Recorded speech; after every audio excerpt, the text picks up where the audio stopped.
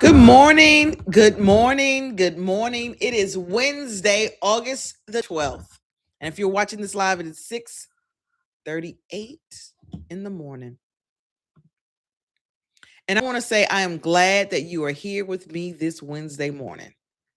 See, this week on Monday, we talked about the workplace friendship that is actually draining you. And I want to go deeper today because this is one of those topics that makes people feel uncomfortable. And the things that make us uncomfortable are usually the things that we most need to talk about it. So let's talk about it.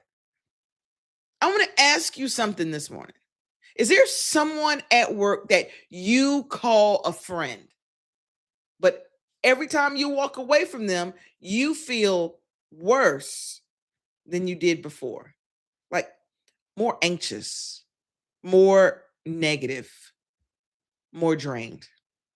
And yet, you keep going back because they're familiar, right? Because they know your work situation, because at least someone at work understands what you're going through. I understand that. When you are surviving a difficult workplace and you hold on to the relationships that feel safe, even when those relationships are quietly costing you. But here is what I need you to hear today. Not every relationship that feels familiar is actually safe. And not every person who listens to you is actually supporting you. See, sometimes the person that you are venting to is the very reason the venting never stops. And here is a simple way to know if a workplace friendship is draining you. Like, ask yourself these three questions. The first one is, after I spend time with this person, do I feel better or worse? Right? That's the first question. The second question, do our conversations solve anything? Or do they just keep recycling the same problems? That's the second question. And then the third question, does this person ever encourage me, challenge me, or lift me up? Or is it always negative? And if your honest answers are worse, recycling, and always negative, that friendship is not supporting you. It is keeping you stuck. And I say this with so much compassion because I've been in that friendship. I've been the person who kept going back to a draining relationship at work because it felt like the only place I could be honest.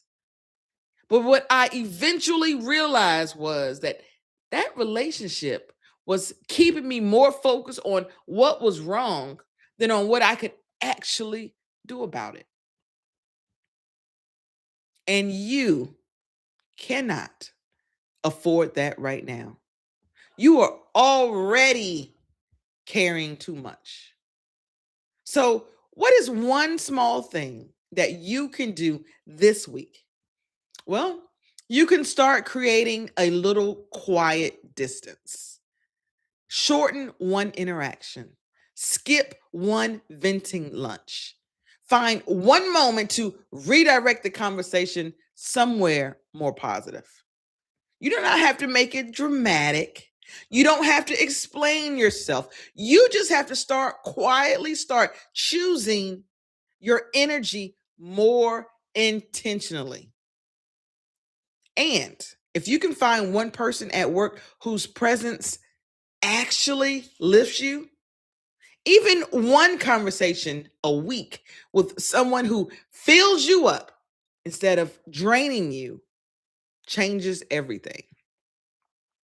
See, your energy is one of the most valuable things that you have right now.